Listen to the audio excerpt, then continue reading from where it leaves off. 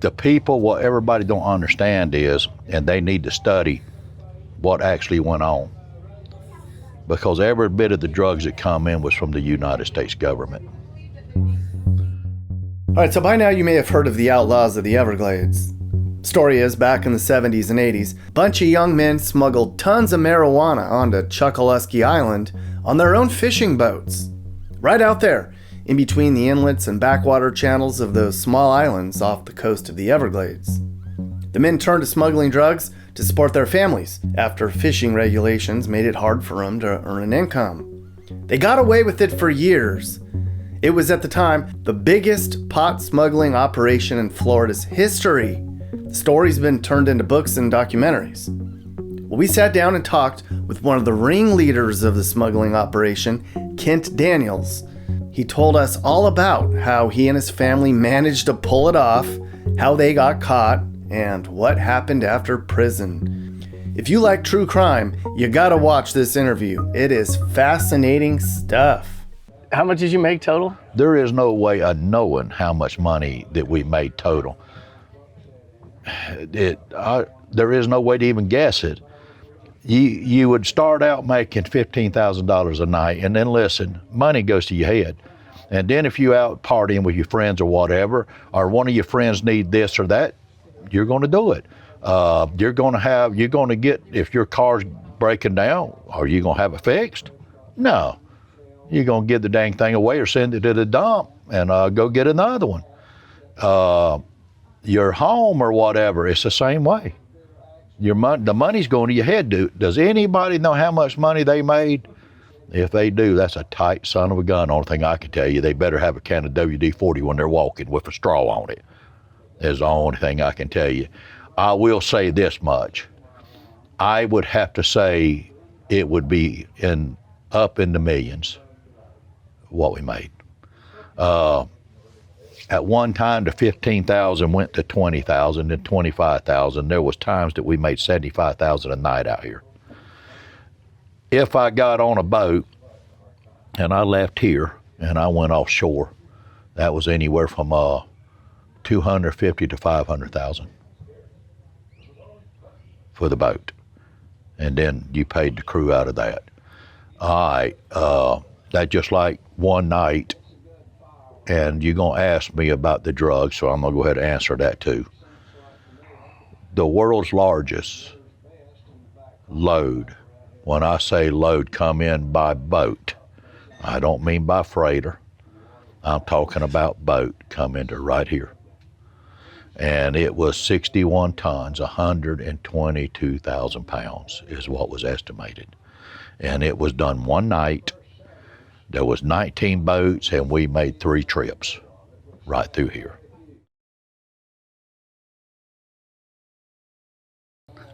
What would be the 15-minute version of your story? When you say my story, you talking about the story of the islands, or you talking about the marijuana, or you talking about commercial fishing? You talking about the bird hunt? You talking about Watson? What 15 minutes do you want me to start with, and where do you want me to end? Let's talk about the part that you want to share.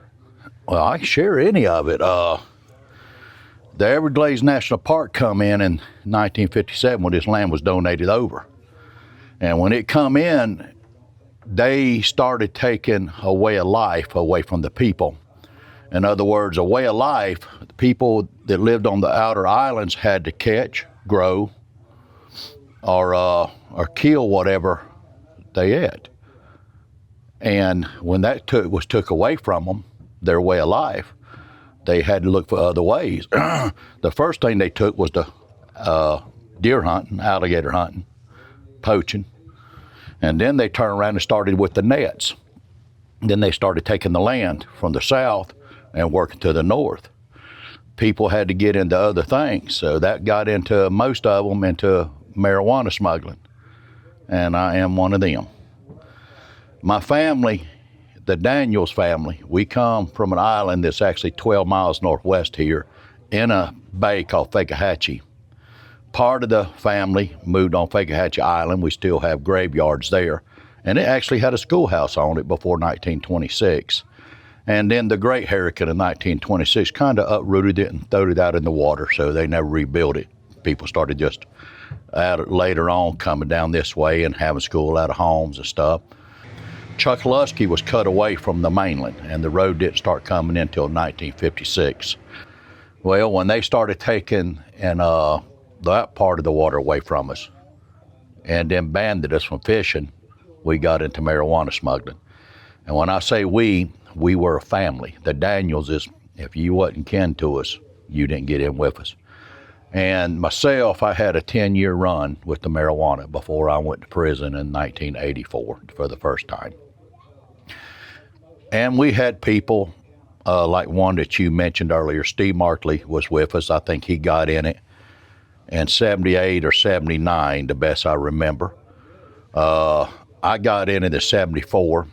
My dad and the rest of the family didn't get into 76. Now, I got in it by accident, and when I say accident, I was almost 14 years old, so let's go ahead and call it 14 for my mother's sake. Y'all women figured that one out. And I was took the boat and I went fishing because my dad told me he was sick, had a cold. Well, the older I got, the more I think about it.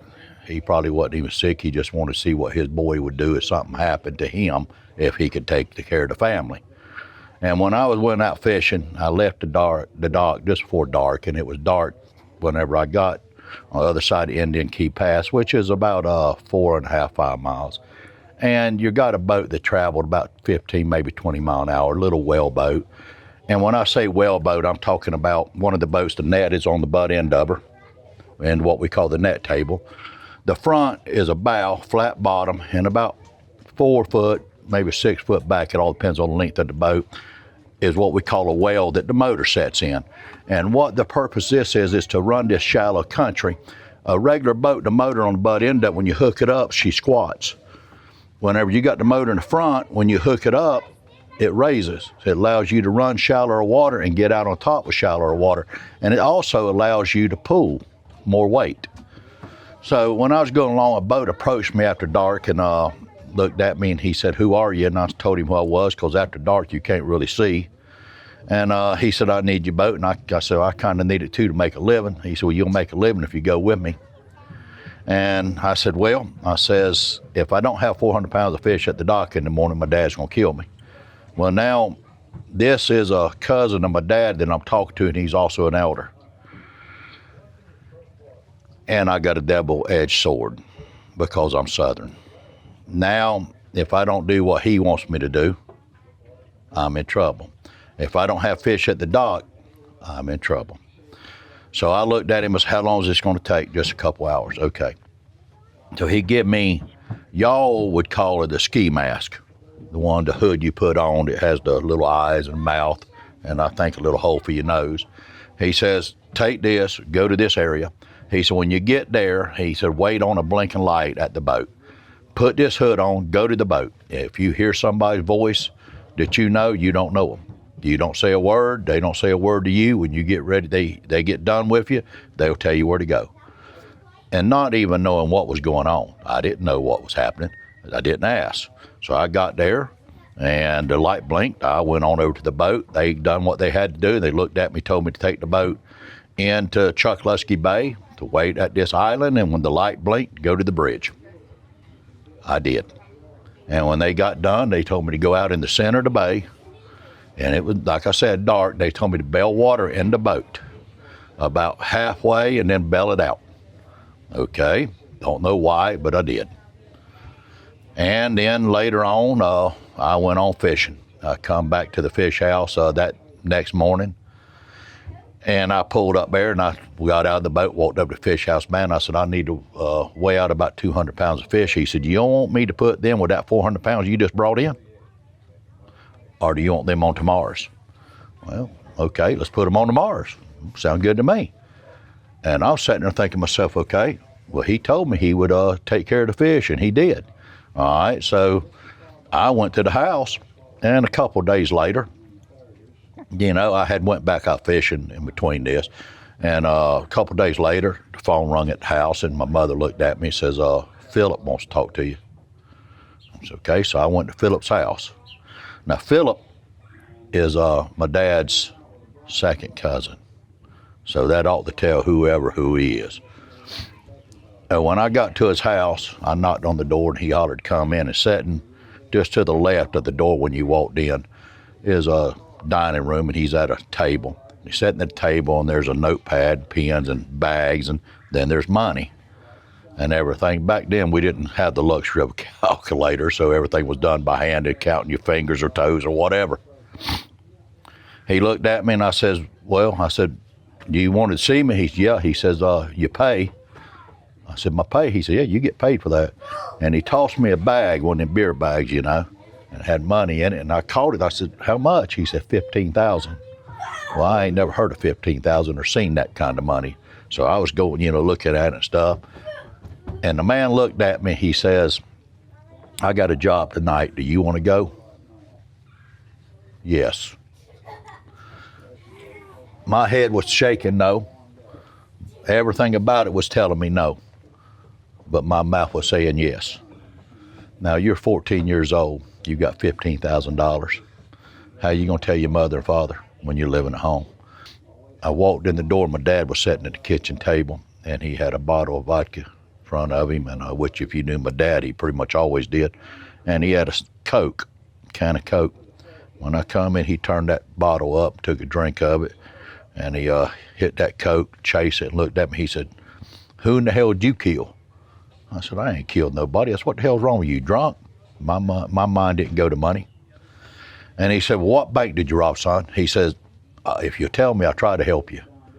Daddy, what the hell's wrong with you? I ain't robbed no bank. Well, my poor mother coming around the corner, and she had one of these bags, old Army and Navy store bag, and she dumped that thing out on the table. And whenever she did, Daddy, I looked at him, I said, Daddy, I've been hauling pot. Don't start your goddamn shit, he says. He said, your mama's been hauling pots and pans around this goddamn area all her married life. She ain't never made no money like that. So don't try to tell me you're a better fisherman than I am, because you're not. Now, where in the goddamn hell did the money come from? I said, I've been running marijuana. What the goddamn hell is marijuana? Well, my mother threw her head in her hands and hollered, oh, God, Randall, he's on that dope that's killing these goddamn kids. He's going to die or go to prison. Well, half that shit was right. I did go to prison. Dad looked at me. He said, how much do you make? I said, 15,000 a night. He said, can I get in? I said, no. I said, they told me it ain't if, it's when. You get caught, you're going to prison. There ain't but two ways out, and that was death or prison. This was it. Back in them days, in the early 70s, we had a truck, had a stick shift, but it's 3 on the tree. And people don't understand that. That's a gear shift that's on the column of the steering, behind the steering wheel. And you had a clutch, and it was a 3-speed plus reverse. It was one step behind Fred G. Sanford's truck. We had to use crab rope to tie the sides of the bed on. That's how old and bad it was. And we used it for crabbing, fishing, and hauling bait and everything else. So I give Daddy the money to go get the boat, enough money to get another truck. Back in them days, I think a truck, brand new, might have been 6,000, maybe 7,000. Well, he done just that. He went to Miami and got another truck, and then he went and got the boat and brought it back and dropped the boat off at the Mercury dealer in Everglades City. So they put the motor on it, and that's what I started using. And then it wasn't long, I say long, and I know I'm saying that I'd done this jobs, and it sounded like that I'd done it in a couple of days. It's probably 6 months that I built up to 70,000.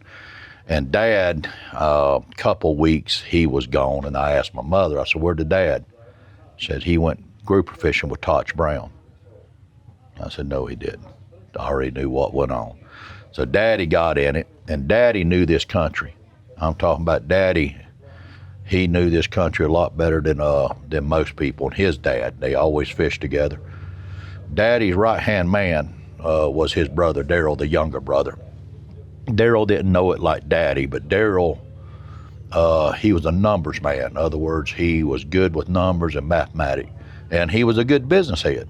So him and Daddy made a good team, and they were the kingpins of the Daniels family. Now, we wasn't the only crew. There was a bunch of crews. And like everybody knows the rest of the story, we were absolutely the ones that they did not catch. We never went to prison for marijuana smuggling, but they did get us on conspiracy. And conspiracy is three of us sitting around talking about doing something illegal. But one of them looks at the other two and says, I don't want nothing to do with it. But does not go and turn us in. So they get the trouble just like we do. That's conspiracy.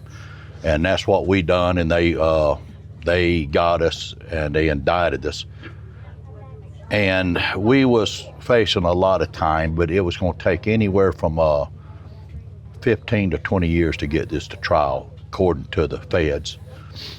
And we was tired of it. We wanted out of it, and we made a complete plea deal with them. When I say plea deal, I don't mean we snitched, because we didn't. We're probably about the only crew that didn't at the time.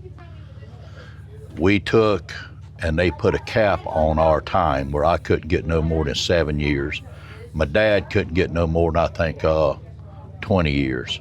And I think he got 13 and done 9, and so did his brother Daryl. Now, there were some people, not in our family, but other friends and family that done a lot of time, 20 years, stuff like this here. Who were you running it for? Everything we had coming here, it come from Columbia, but the people, what everybody don't understand is, and they need to study what actually went on. Because every bit of the drugs that come in was from the United States government. Exactly what I said. Reagan was a good president, and I can't say anything bad about him. He had a vice president, last name of Bush, George H.W. If they was fighting the war on Contras and the government didn't back them, where do you think the money come from? Now, they didn't always set the job up, but they could have stopped it at any time over there. Escobar was the head of everything in Colombia. Over here, whenever the government got ready to stop it, they stopped it. Could they have called us out here at the time? I would say they could have probably called anybody, but they didn't. But when they got ready for it to be with, they ended it. Who was it? Well, there's people all over the United States that got in it. And they would send money down to one person, and they would get the money set up for however many pounds they wanted somebody to bring in, up to 20,000, up to 50. And they would fly to Colombia, and they would pay for it. And whenever it got ripe and picked, if you want to call it that, grown, let's just call that, and they dried it and they put it in the compactor and they baled it, then they'd call the people, so, all right, you can come get it. Or either they would put it on a freighter and you'd meet it outside out there about 200 miles offshore or somewhere in that area. And sometimes it was a little bit closer, but not much. Because every one of them come to Colombia. When they come, they didn't come into the Gulf of Mexico, very seldom. They went on across over to the other side of Miami and up around New York, so you'd have to catch them boats and pull the crab boat, shrimp boat, or whatever up against her, and then they would load you. So almost everybody was in it. Down here, they're probably, when I say everybody, I am talking about even law enforcement. Family, everybody some way, somehow had something to do with it or knew about it, or they benefited from it. Because whenever we done it, we didn't keep the money. We done it for the community, and we wasn't the only ones. Everglades City was pretty much failed. When Collier moved out of here in the 60s, Everglades City was going under, and that's what they wanted. They wanted the national park to take Everglades and Chokoloskee. Well, it didn't happen. When the marijuana started in, well, the city got built. The kids, there wasn't nothing for them to do. The park in Everglades City was money we donated. The churches was rebuilt. The churches got anonymous donations with bags of money on the doorsteps for Easter, Christmas, or even school or stuff like this here. Make sure the kids has got this, make sure the kids has got that. A lot of times they get money on their doorstep saying this is for you and the church or your family. And then the fire department, the community center, and the skating rink for the kids. That was all marijuana money. When I say everybody was in it, everybody was in it. If it wasn't for the drug smuggling, Everglades City wouldn't be here today.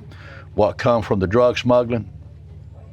The airboats, the swamp buggies, the tourism itself. Everybody loves an outlaw. Everybody poured down here to see an outlaw. Did we have the RV lodge? Yeah, we did. Did we have the fishing? Yes, we did. Did we have it like we got it today? No, we don't. We do now. And it ain't just because of the marijuana, but that's, I would say, probably about 90% of it. Stone crabbing? Well, we was always the capital of the world of stone crabs. This is where it started at. Ernest Hamilton was the first one to sell to Joe Stone Crab over there. He's the one that got that started. And this is the end of the world. The first people to ever do drugs from Columbia to here was two brothers out of California. They was blonde hair, blue eyed. Do your research. There is, if you Google, who was the biggest drug lord in the United States? Do you know whose picture you're gonna see? George H.W. Bush. Do you want me to show it to you? Yeah, I mean. Let me see if I got service So here. why were they bringing drugs? Who was that benefiting? It was benefiting them fighting the war on Contras, is what they said. Now, I don't know actually what it was going for. That money was being funneled back into the Contras to fight against the rebellion down in South America. That's what we got told anyhow. You know, and I didn't find out about this here until after I was already out of prison. But would it make a difference? No. I think, and the more I think about it, I think they knew exactly what we was going to do whenever they started taking our way of life into fishing. I think they knew that we would get in it. And I think they knew that what we was absolutely going to do before we ever do. This is right off of Google. And I've saved it on Facebook. This is how I can pull it up so quick. So this is not me. This is your internet. So don't kill the messenger. So anybody can find it. But that's just like everything else. If you go to digging, you'll find out what Bush's real last name is. Operation Everglades 1 happened in 1981.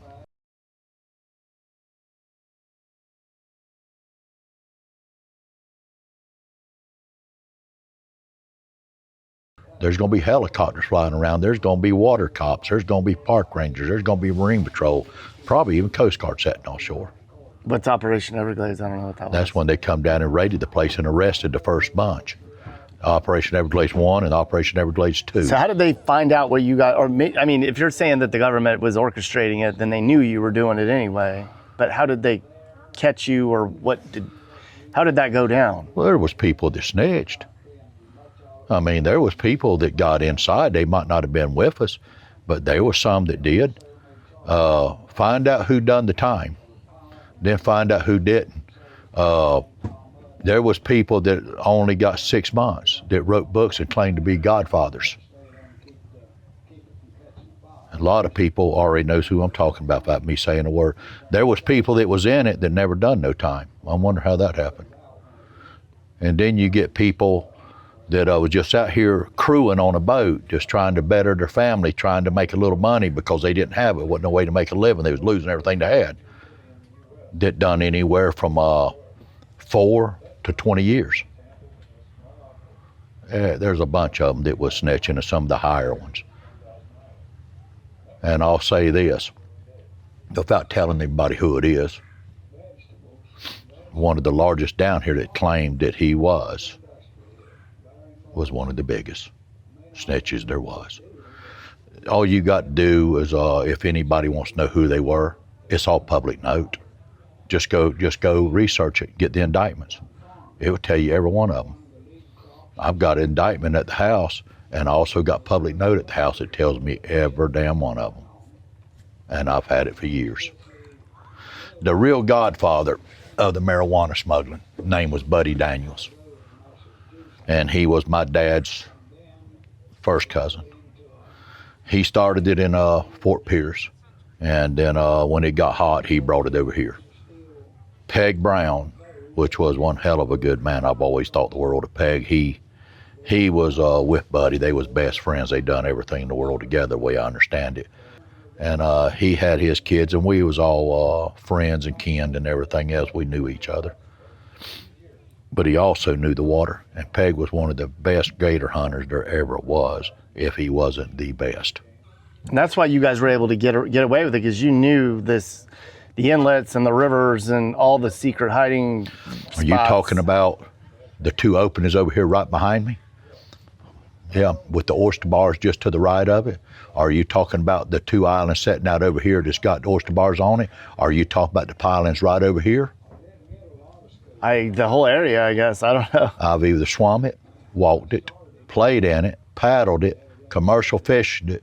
Even as kids, we'd take a little outboard boat and play tag in the water, swim from island to island. And how you got tagged was with the bow of the boat. We were smart, wasn't we? But we're still here to tell about it. Whenever my mother, when we was young, we got up in the morning, she told us to hit the yard. She'll see us when the sun went down. We wasn't allowed to stay inside, which I thank God for it, because I enjoyed my raising and I wouldn't have had it no other way. This day and time's a little bit different. But yeah, knew the water.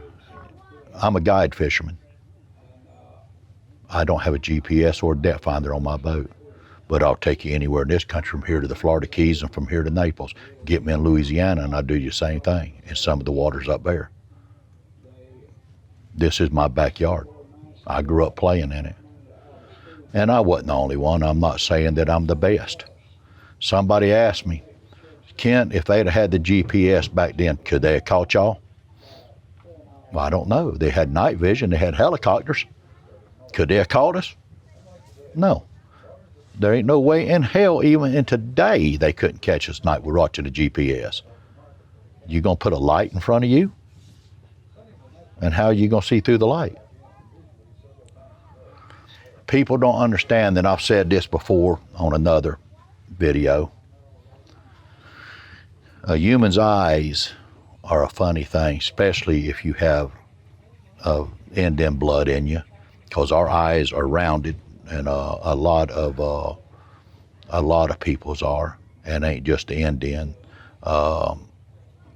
If people like the African, the same way. A white, their eyes are more flat, and they reflect the light. The round, we're like an animal at night, and the more you stay after dark, your eyes will adjust to it, and you see a little bit better after dark. And that's what happened to us. We get out here and we done everything at night, and sunglasses was a staple in the daytime. But I can still run this here, and this looks just like highways. And you don't see all the little island stuff. You see what's ahead of you, but you still got to know every turn and every inch of it. The first name they give us was the Saltwater Cowboys. And if you want the telephone number, I don't mind giving it to you, which is 239-784-8929. And that's how you get a hold of Captain Kent or the outlaw. And even though it's not like it used to be, and we don't consider it home, and it's changing so much, that it probably won't be long before a bunch of us are out of here. But right now it's home. And this is where I'm going to be at for the next little while. And if I move, we'll figure out where it's going to be then. We wasn't violent people. Now, would the Daniels just fight? You dang right. And if they story goes, if we couldn't find nobody else to fight, we'd fight amongst ourselves. That is a proven fact. We never intentionally hurt anybody. We set out to make a living and to help the community. Did we get greedy? You're damn right we did. Prison, it was a way of life. Did they treat us different in there than anybody? No. Did people come and sat down to us and talk? Yes, but we wasn't the only ones in there with drugs. There was a bunch of them. Some of the best people I've ever met in my life, and still friends today, I met in prison. If you want to know true people, there you go, because you know they're in prison for a reason. Out here, you meet somebody, you don't really know, do you? You have to learn them. Prison wasn't no cakewalk, but a bad thing about it is you're away from the family and the time. I didn't do the time a lot of people did, and there was a few people that done some time. There was a couple of them that got 20, 30 years and stuff like this, and there wasn't no sense in it. They people wasn't bad people. They were good people. They just set out to make a living, and whenever people, they don't understand, because they hear tales about the government taking land away from Indians and putting them on the Trail of Tears. But people never heard about it in the 1960s. Burning them out, taking their way of life away from them. Oh, that wasn't nothing. Them people there, their life is better because they got sent in. Really? Huh. We was doing pretty good before it happened. So who makes the man an outlaw? Does he wake up one morning and say, I'm gonna do this? Or does a situation? It's always a situation. Man don't wake up and say, well, I'm gonna go out here and do this today.